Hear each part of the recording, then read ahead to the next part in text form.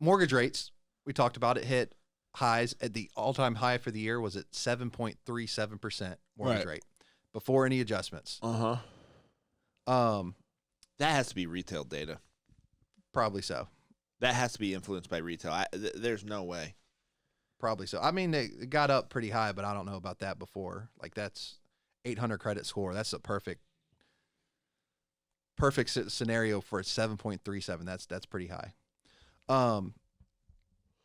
So he also said that a housing recession started in June of 2022. Agreed.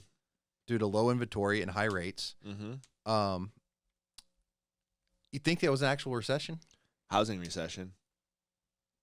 Why do you think that? Why do I think it was a housing recession? Yes. Houses weren't moving as quickly. Like, I'm not talking. So I think you have to understand what he's trying to say. Okay. So, and you're only giving me bits and pieces of this, so I'm going to take your bits and pieces, and you could be setting me up for one of those. You know what the news does, where they take a little clip and they make it look like you're saying something to try to make you look stupid? Just so everyone knows, I'm getting bits and pieces of what Ben's saying. I think that he means a housing recession in a different sense of a housing recession. Okay. Does that make sense? It doesn't mean that housing got really bad and it meant there was such a demand and such a low inventory that houses weren't moving. As many houses weren't selling and moving as quickly as they typically do, especially if you factor in rising interest rates and the fear porn that was thrown on all the news stations, and everybody sitting there talking about recession. Interest rates are so high. Interest rates are so high. Interest rates are so high. Right. My thought and why I wanted you to explain that is because when people say a housing recession, what comes to mind? 2008. Right. So people, housing recession. But that wasn't a recession. 2008 wasn't a recession. That was a depression that they called the Great Recession because of whoever was in office at the time wanted to spin zone it. Right. That was, and that's the thing, it's completely different. Completely different. There's not fraudulent mortgages. Right. There's, oh man, here we go. The reason I say, oh man, I know what I'm about to get into, and that's why I say, oh man. So why I say, oh man, is because people need to be smarter. It's our job. We're bringing it to them. And don't take everything we say on this show as fact. What I want you to do is take what we say, investigate it, look into it, and come to your own conclusions. When I say look into it, don't Google things and click on Fox News or CNN or Yahoo News or whoever it is that you go to for your quote-unquote trusted news source. Let me explain something. You can't trust them. You can't trust them. What you need to do is you need to go and look at the data. If you are truly interested, if you truly want to know what's going on, check the data, right? So here's what I have to say. There's 3 million more people in this country than there were in 2017. There's even more people than there were when I read that stat prior to probably August or something, right? So there's maybe closer to 4 million more people in this country. Guess what's not happening quickly enough? Just guess. Homes aren't being built. Yeah. Homes are not being built quickly enough. So if you have an inventory and then you add 3 million people, right? And then you look at household formations and so on and so forth, and you have baby boomers who don't want to give up their homes. And then you have, your millennials and your Gen A, B, C, D, Zs, whatever, Gen X, whatever we're on now, right? You combine the millennials and the generation right behind them, and I forget what they're called. They're looking to do what? Purchase their first home. So you have the biggest generation of the baby boomers, and then you have the next two generations, millennials and the ones down, which they aren't the next two generations, but they're the two generations coming into household formations and stuff. Yeah. You combine that generation, it's even bigger than the baby boomers, and you throw in 3 million more people in this country than in 2017, you have what I call an inventory issue, a massive shortage. That's what's happening. So when they say housing recession, it doesn't mean housing prices are falling. It means as many home purchases aren't happening because people aren't willing to move, and there's too many people. So what's happening is I shouldn't say there's too many people. That's a bad choice of words. I think that we don't have enough people because we have a labor shortage in this country, so we need more people. But as part of needing those more people, we need more homes, more places to live. So the recession comes from the amount of homes being bought and sold, and that hasn't slowed because housing's bad. That has slowed because there isn't an inventory and there's a bottleneck and everything is stuck here. Okay. And we need to do something to get more inventory to get houses moving.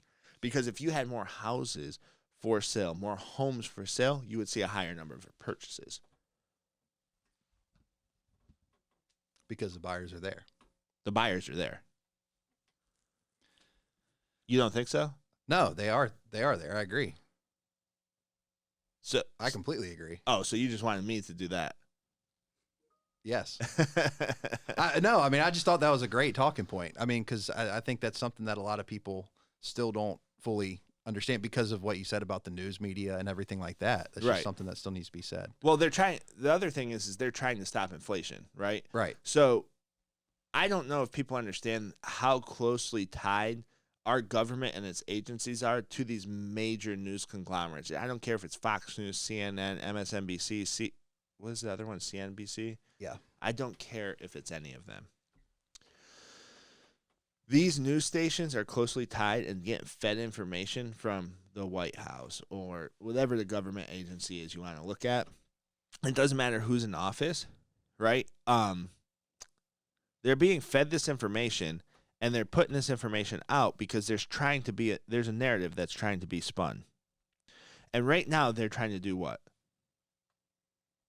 Lower inflation. Yeah. By raising rates, By doing what? Raising rates, by lowering employment. Oh, right.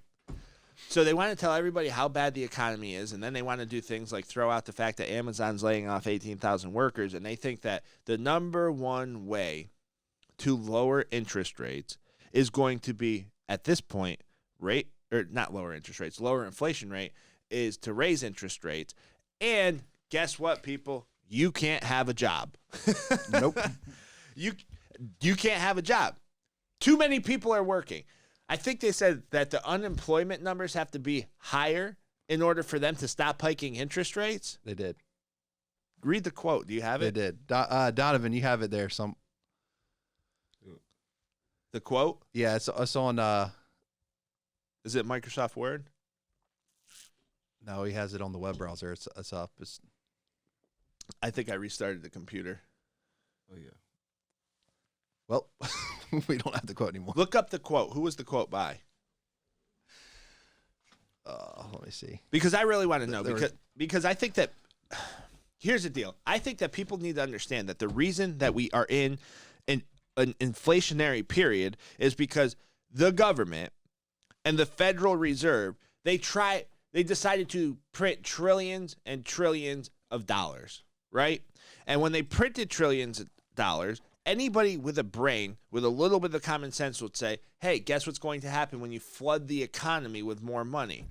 More things are going to be bought. There's going to be demand that supply can't meet, supply-demand issues, and it's going to cause inflation because when there's a low supply and a high demand because you put a bunch of money out there, and that money, everyone's like, oh, it's free money, the stimulus, this, that. It was stupid.